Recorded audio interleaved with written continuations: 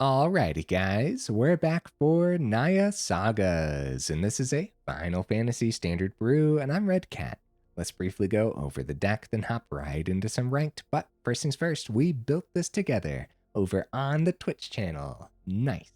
We have 3 Joshua, Phoenix's Dominant, 3 mana, 3/4 Rock and Boros colors up there. It's a legendary creature. When Joshua enters, discard up to 2 cards, then draw that many cards. Now for 3, a red and a white, you can tap, exile Joshua, return it to the battlefield transformed under its owner's control, activate only as a sorcery, transforms into Phoenix, Warden of Fire. 4/4, flying lifelink legendary enchantment creature Saga Phoenix. Woo! Now, first 2 chapters of this saga deals 2 damage to each opponent. Chapter 3, Flames of Rebirth. Return any number of target creature cards with total mana value 6 or less from your graveyard to the battlefield.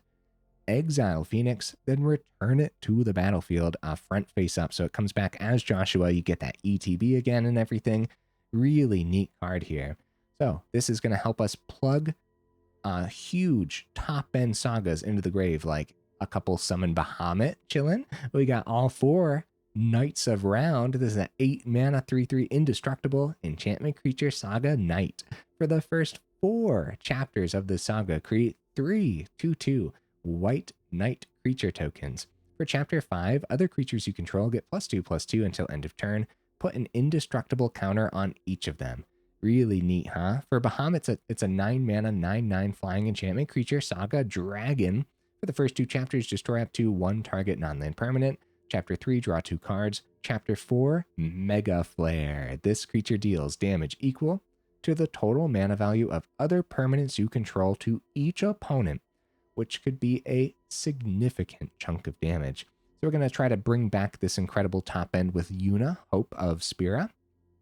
5 mana, 3/5 legendary creature.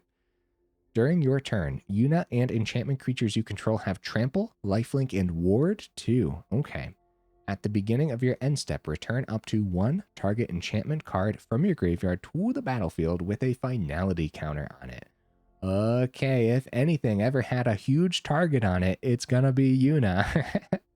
Now, we're not just relying on Yuna to reanimate that incredible top end. We also have 3 Abuelo's Awakening in here too. Not going to take the time to go over it right now. Also, Summon Titan would not be terrible to go ahead and pick up off of Yuna or Abuelo's Awakening. Chapter 1 on this enchantment creature Saga Giant here, you mill 5 cards. Chapter 2, return all land cards from your graveyard to the battlefield tapped. Chapter 3, until end of turn, another target creature you control gains trample and gets +X/+X, where X is the number of lands you control. Cool stuff, man. Also, it's a 7/7 reach trample, which is pretty legit for a 5-drop. Okay, more cards packed in. Opting for some removal with a 1-of Stormplain Detainment to pick up any non-land permanent, and mostly opting for a couple trapped in the screen then for the ward 2, but it doesn't pick up any non-land permanent, but it does pick up artifact, creature, or enchantment, which is a lot. So yeah, just opting for the ward 2 because Get Lost is still very much a thing. More ways to plug things into the grave. We have all 4 Bitter Reunions, also a great way to go ahead and give haste to those big old chunky top end things. We have 3 Esper Origins, Surveil 2, gain 2 life. If it was cast from the grave, you exile it, put it onto the battlefield transformed under its owner's control with a finality counter on it. You can cast it back from the grave with its flashback cost for 3 and a green. Comes out as Summon Esper Maduin, which is a 4/4 enchantment creature Saga Elemental. First chapter of the saga, reveal the top card of your library. If it's a permanent card, put it into your hand. Chapter 2, get 2 green mana. Chapter 3, other creatures you control get +2/+2 and gain trample until end of turn. Ooh, buddy, there's a lot of new cards to go over, huh? Honestly, guys, if I had the 4th Esper Origins, I'd probably play all 4 of them in here, by the way, but 3 should be fine enough for now, too. Also have 3 Garnet, Princess of Alexandria. 2 mana 2/2 Rock and Selesnya colors up there. Legendary creature, it has lifelink. Whenever Garnet attacks, you may remove a lore counter from each of any number of sagas you control. Put a +1/+1 counter on Garnet for each lore counter removed this way. That's pretty cool, man. If we have enough sagas on the board and enough saga creatures too, the saga creatures get to stick around for an extra turn. You're boosting Garnet. The lifelink should really come in handy. Really neat.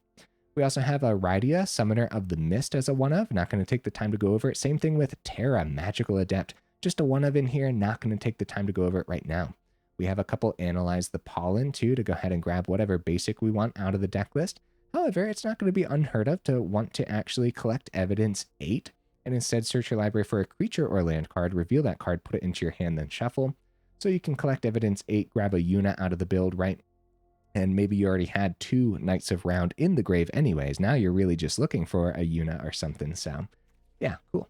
Okay, mana base, guys. Not going to take the time to go over the mana base right now. A significant thing in here is actually going to be Starting Town. I'm questioning why I only have 3 in here right now. We probably want 4, but we'll see. Maybe we'll talk more about that in the final thoughts too. Honorable mentions, Clash of the Icons. Almost made the cut. Princess Takes Flight, Huntsman's Redemption, and March of the World Ooze. Guys, it was a suggestion down in the comments to play March of the World Ooze with Yuna, and I put together just a normal Selesnya deck list with that. So let me know if you're interested in seeing that, and I'll bump it up the list. But yeah, not this time around, right? Okay, guys, I do my dandiest to save the more in-depth discussion for the end of the video, so look forward to that. In the meantime, let's go ahead, take this into some ranked, see how we do.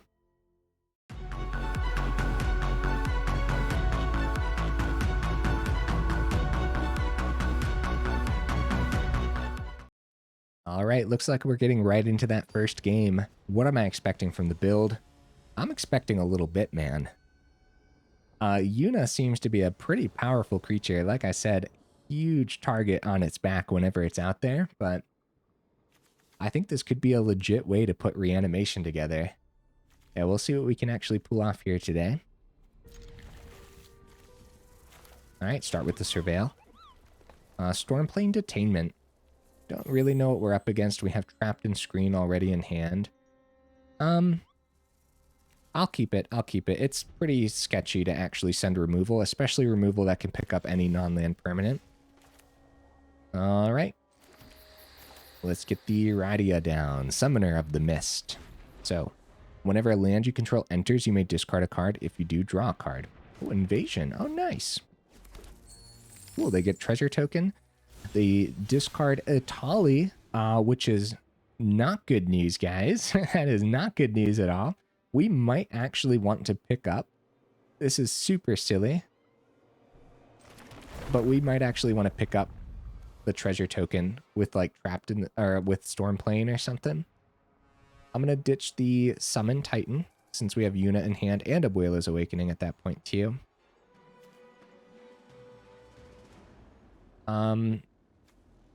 We might want to pick up the treasure so they don't have 4 to reanimate the Atali.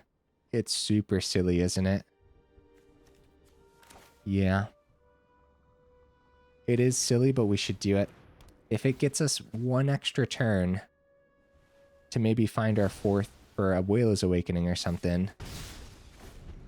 I don't know. If that feels really, it feels really bad, actually. So they find their 3rd. See, they didn't have their 4th. So, and speaking of having our 4th, or having a 4th mana, we don't have our 4th either, so we're going to try to draw into it off the Bitter Reunion.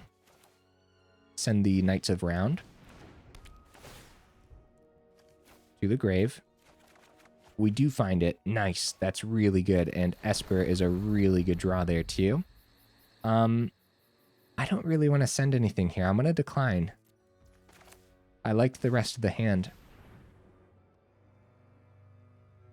I like the summon, but I think we're just going to keep the 5th mana for Yuna.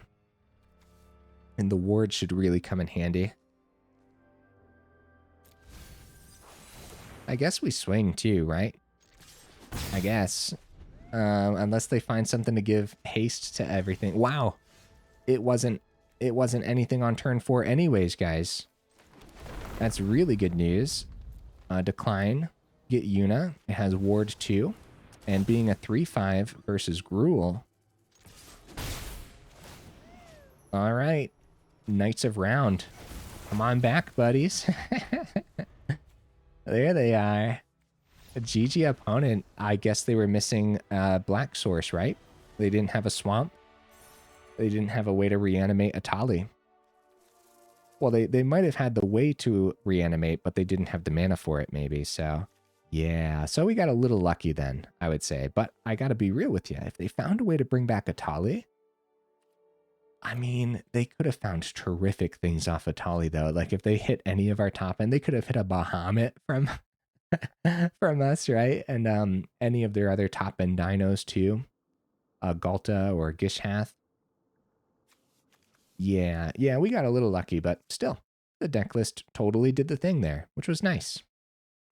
How do you guys feel about picking up that treasure token after seeing that they didn't actually have the black source to use their reanimation cards? Picking up that treasure made even more sense, huh? Well, of course, I couldn't have predicted that that was going to happen, but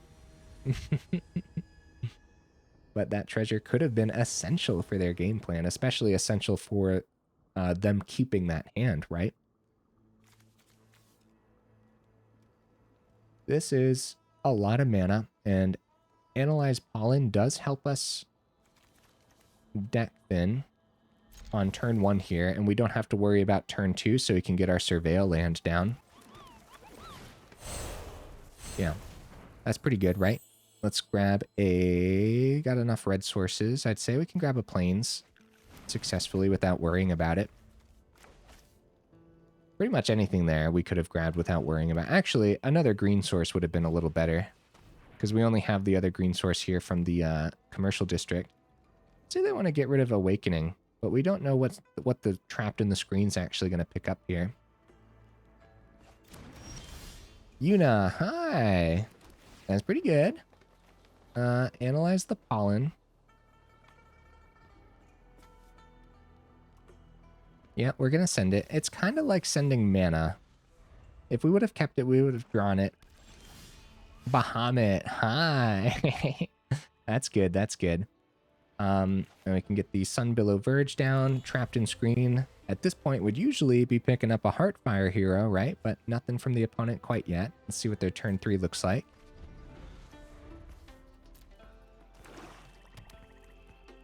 Okay, still no targets for Trapped in the Screen. More top end here, not terrible business, but both the opponent and I going pretty slow. However, this is only the opponent's 4th turn, and they know we have Trapped in the Screen too, so... Abuelo's Awakening. Alright, we're going to try the Yuna, but I'm pretty sure Yuna's going to die. But the Ward 2 at least... Well, I guess with 4 mana, the opponent easily gets over the Ward 2. Abuelo's Awakening can... Yeah, let's see if we can actually get these big top ends into our grave, right? We need to see a way to actually do that. So... Uh-oh.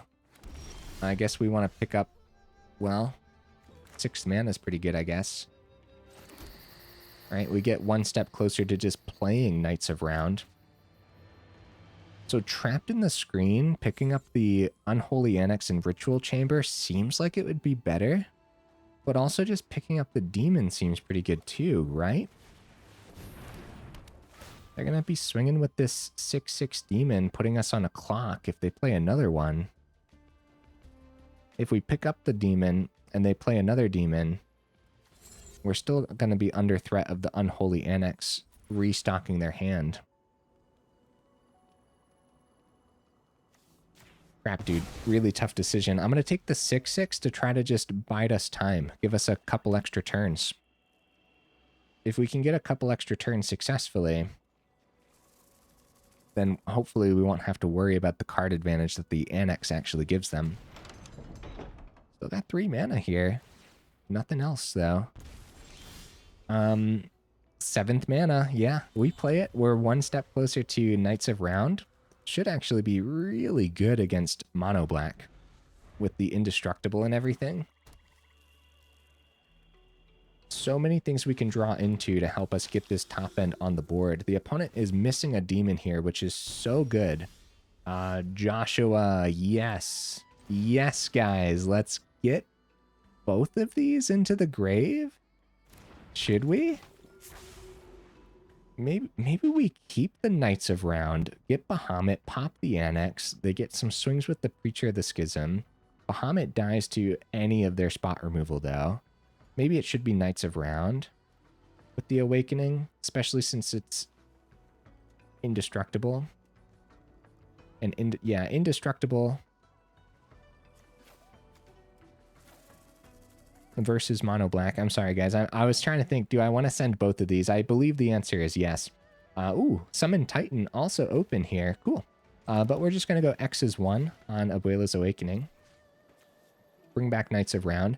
Bahamut would be pretty good, man. Like, popping the Annex would be really good here, but I don't know. I think we have to push this damage through. Knights of Round should be really good against mono black. Cut down doesn't work on it. The Indestructible. Like I said, it should be really good versus mono black. Even Anoint with Affliction that exiles, like Knights of Round is a 8 mana card. So it doesn't work. Unless they had poison counters on us, of course. Okay, Revenant. And Sheoldred, bad news. Very bad news with the Sheoldred. I will double block that all day. Maybe they have another cut down. That's okay. That's okay if they do. Alright. They're down to 14, but they gain back up with Sheoldred. Trapped in the screen right on time, bro. Right on time. We gotta pick up that Sheoldred for sure. Yep.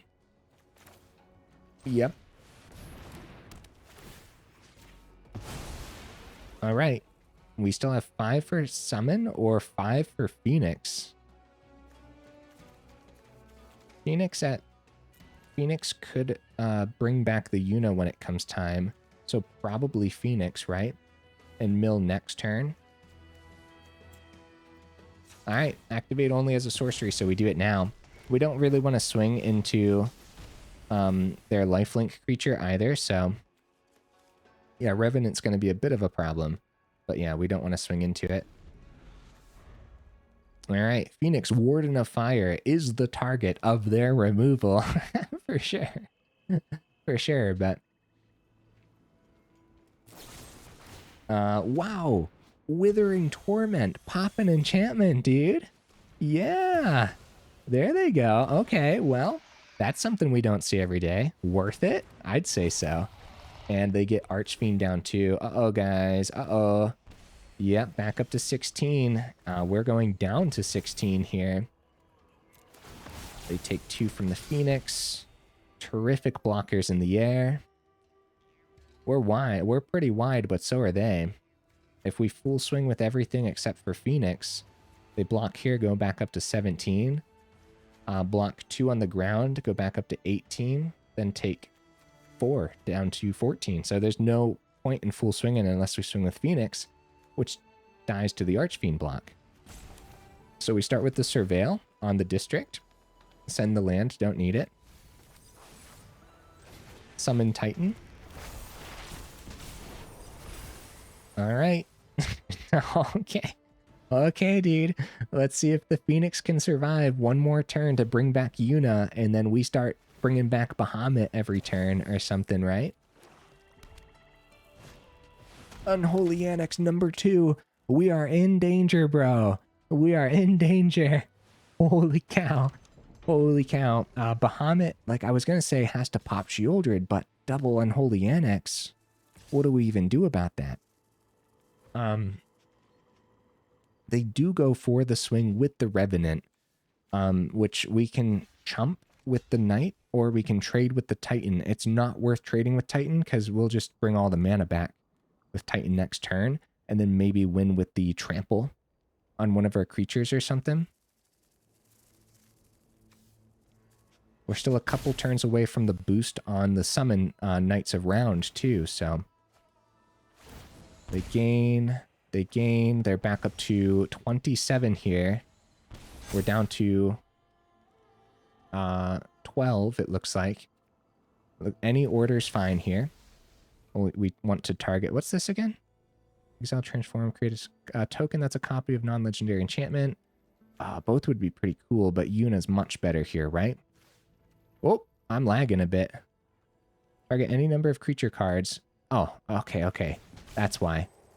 It was letting us target more creatures if we had them. Okay, Joshua comes back. We'll definitely send the Summoner of the Mist. even though we have enough mana, it doesn't have haste or anything for the bottom ability, and now that Yuna's on the board too. Oh, another summon Knights of Round. We do go down to 10 though, which is super sketchy from the Shieldred. Ooh, buddy. And we only hit 2 lands off the summon. I wasn't even paying attention to that. Now, with the lifelink on our enchantment creatures from the Yuna, we might actually want to swing with Titan, but then they trade pretty effectively. They don't know we have another Knights of Round in hand, but we do want to gain life while we can, right? So we should do that. A lot of tough decisions here, man.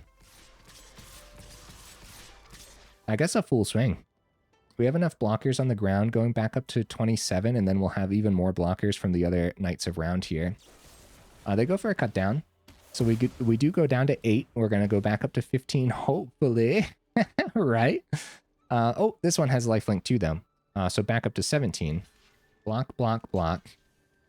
And then 3 more. Archfiend's ability. Guys, I always overlook that. Losing 3 creatures means we lose 6 here. We do get a chunk of damage through, but we're going back down to 11 because of Archfiend's just incredible ability. All right, bring back Bahamut. Come on down. Now, we have the flyer in the air. Oh, guys, I took 2 from the Shieldred. The deck list is punishing me big time, but I'm also not playing very well. Popping the Archfiend means if they find removal for Bahamut... Hold on, opponent. I'm thinking, buddy. This is a really tough decision. Popping an Unholy Annex would be great. Popping the Shieldred would be great. They got 2 6/6 flying demons in the air, so all they have to do is remove our flyer. I should have never swung with the Knights of Round. Yeah. Oh, they have a flyer here too. Guys, what have I done? What have I done? I think we're out. And it's my fault for sure. Look at all of our value on this board. They go back up to 17. Maybe they miss removal. Nighthawk, that's not removal. Preacher of the Schism, that's not removal. They have 1 card remaining. Deep Cavern Bat, that's not removal. Now's the turn for the full swing. Looks like they are holding back, though. Yeah, they want a full swing. Well, they can't swing with Shieldred. They know that much, because we're gonna lose 2 from that. We're gonna lose 2 over here. They swing for 3. So we're losing 6, right? And we just have to make sure we're not drawing. So we'll go down to 2. Am I correct in that assumption? No blocks. We'll see, huh? We'll see.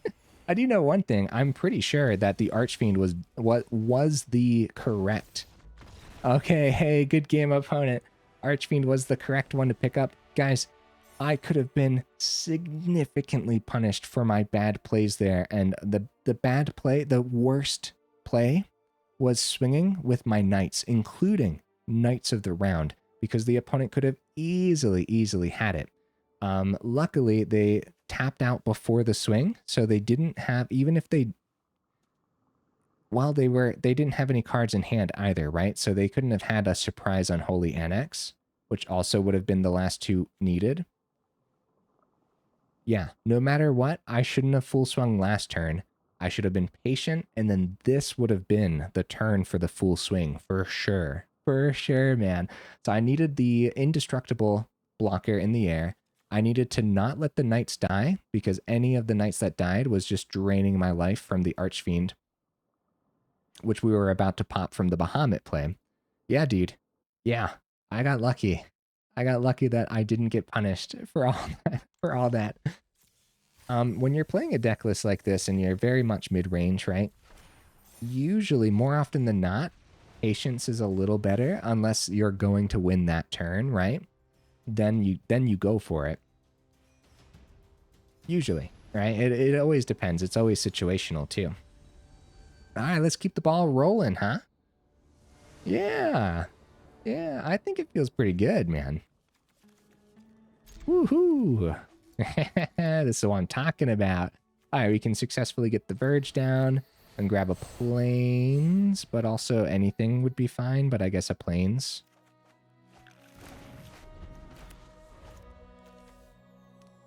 Yeah, with no turn to... Oh, Esper Origins is pretty good.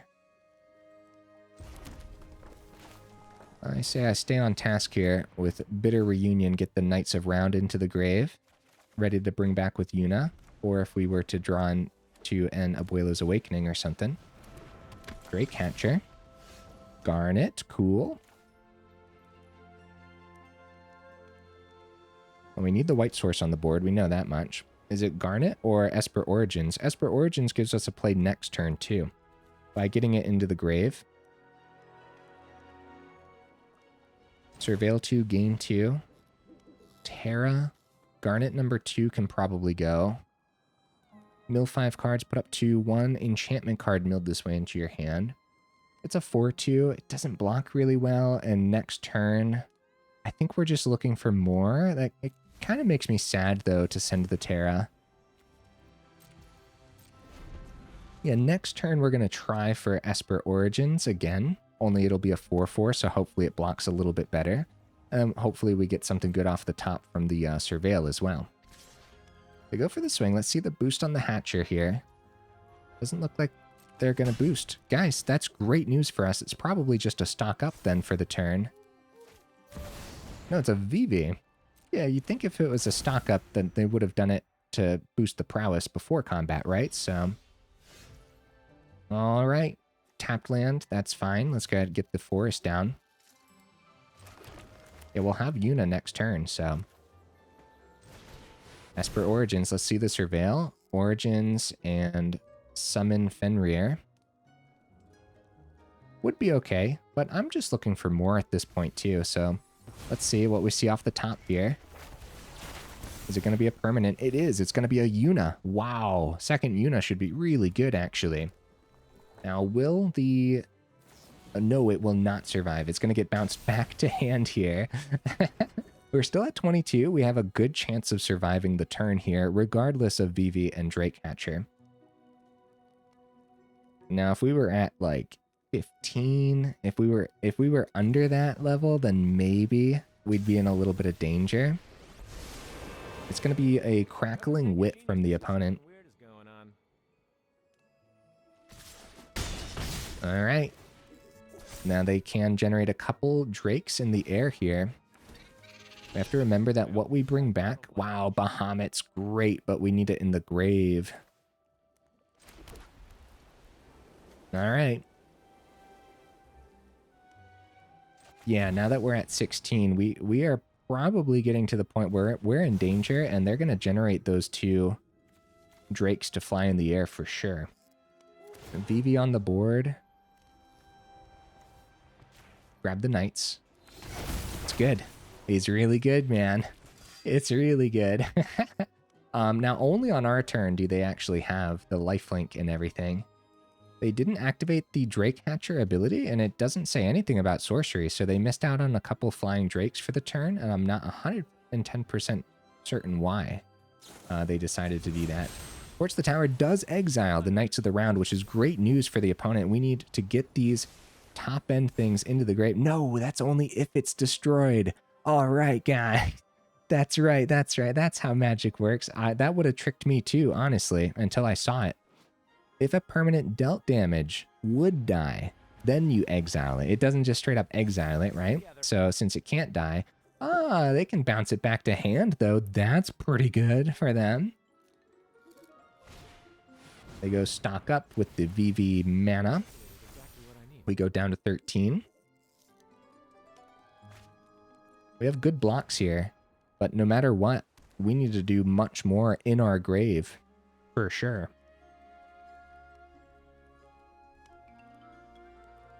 Oh, Ral chilling at 8 over here, too. They could easily go -3 to find even more off the top, find their Monstrous Rage. We could die this turn, guys. We could die this turn easily. They have an open blue mana floating right now. They could do something like bounce Yuna or an Opt, right?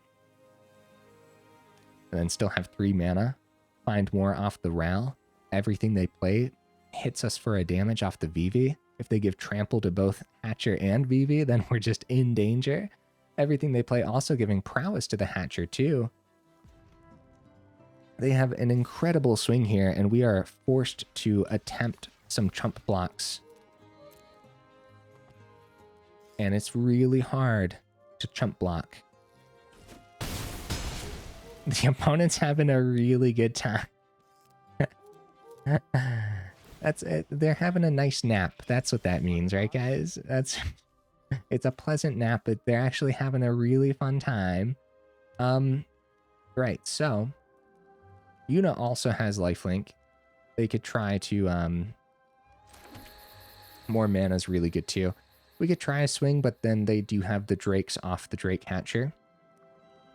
We could attempt Esper Origins from the grave, but we can actually start with the one from hand too, and still have 4 mana open.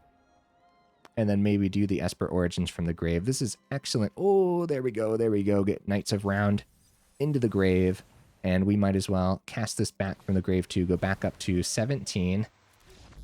Really? I don't know what was in their hand, guys, but I'm not convinced at all. They have a huge, chunky Vivi at a 5/8. They have Ral on the board at 9. Why? Why, opponent? We weren't reanimating till end of turn, so even if we had open mana,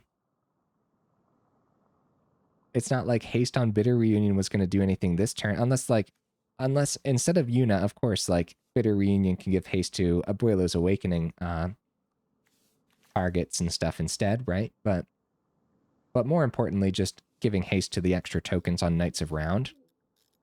We're going up to 17. We're going to get a 4/4. They must have only had land in hand, but even so, -3 on Ral, draw 3, discard 2, get rid of those extra lands. Extra pings off Vivi. Could have found a stock up.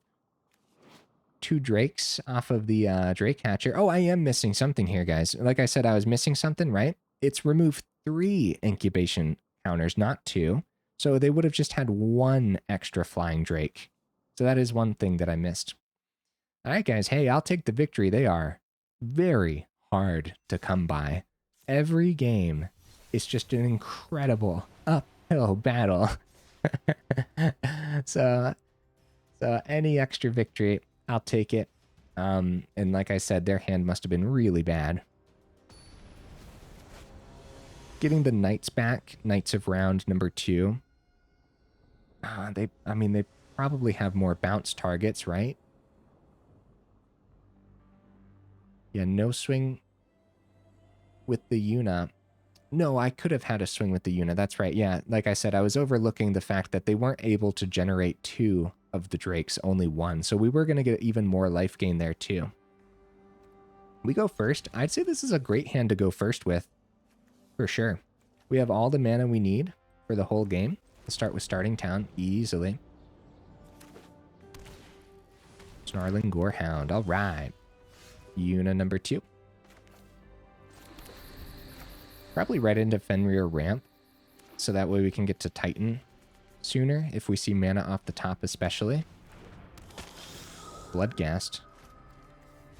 Okay, we got to be careful here, man. Golgari Graveyard knows how to put the pressure on.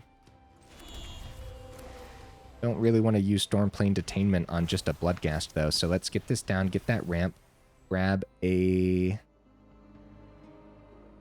Plains powers up both Verge, right? So we should do that, I guess.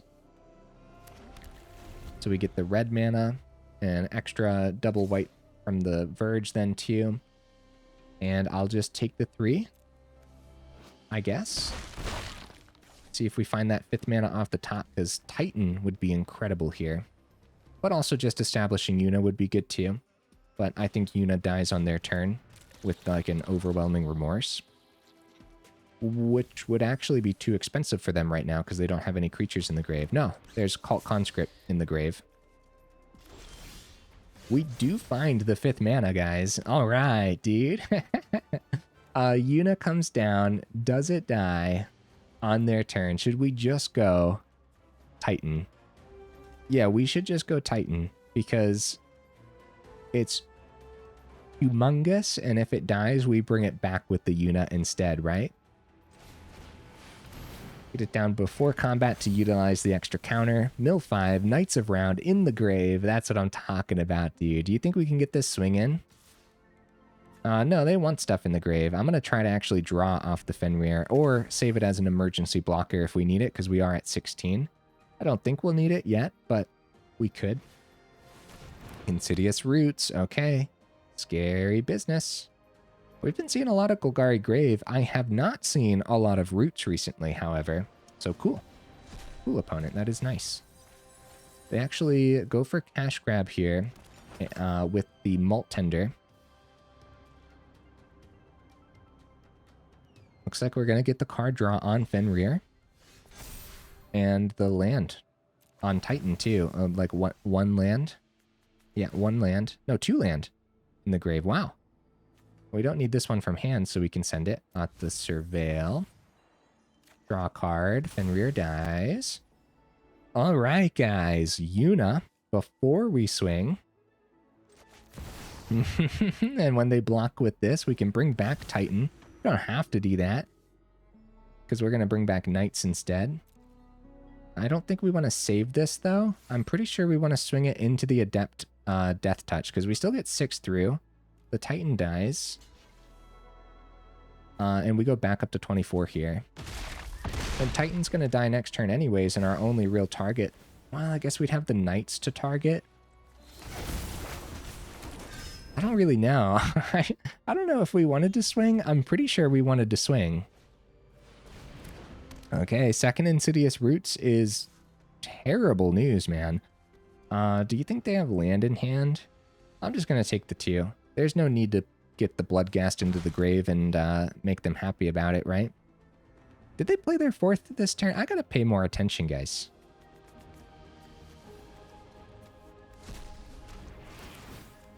All right. So plant and extra counter. That's scary business. It really, really is. Okay. Maverick, get the Surveil. I still got 2 mana open here. Yeah, with double Roots on the board, I mean, that's one of the most terrifying things imaginable. More mana. We could go Stormplain Detainment to pick up one of the Roots. That helps us balance it a little bit. Oh no, opponent!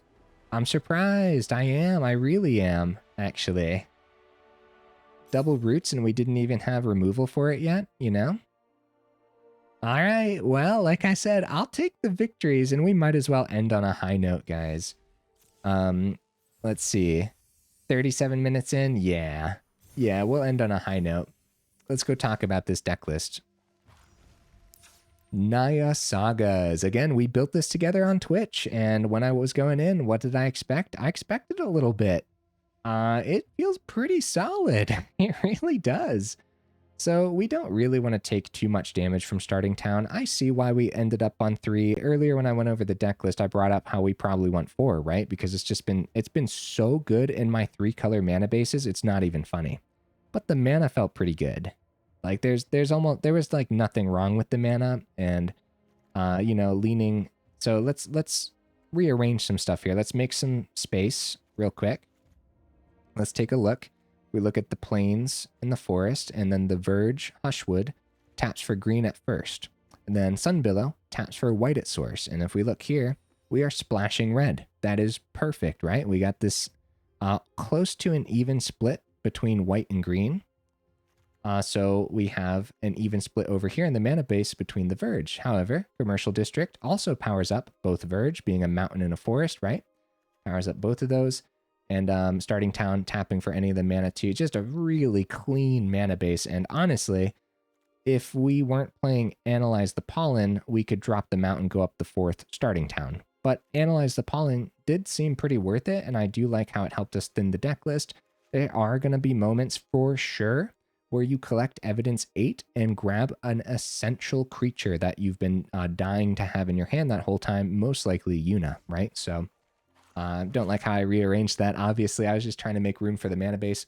mana base felt perfect, but fourth starting town is definitely something to consider.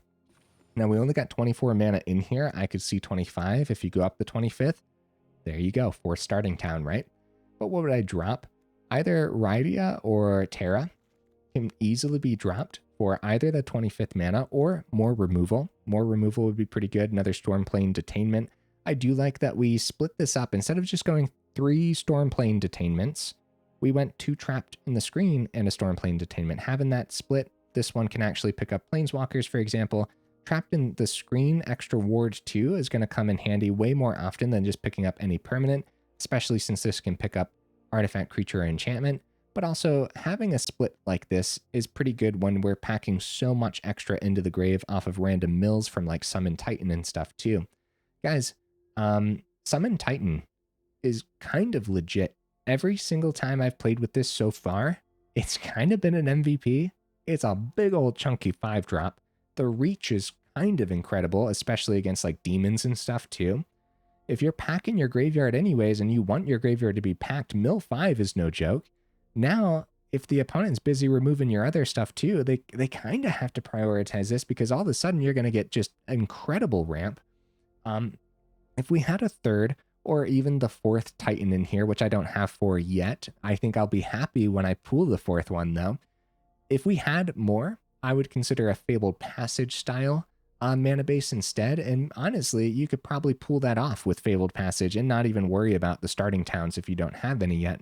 Starting town has just been an MVP in my 3-color deck list, which is why I was talking so much about the 4th one too. So, Summon Bahamut and 4 Knights of Round, pretty perfect for a top end with the Yuna, and Yuna being a 3-of in here made a lot of sense. It's so essential that I could see the 4th too, but we don't have the 4th right now, and it's not worth crafting the 4th either because it's a very specific deck list that Yuna goes into, and I think that the 3 works, especially since we do have emergency ways to pull Yuna out of the deck list, like Analyze the Pollen, right?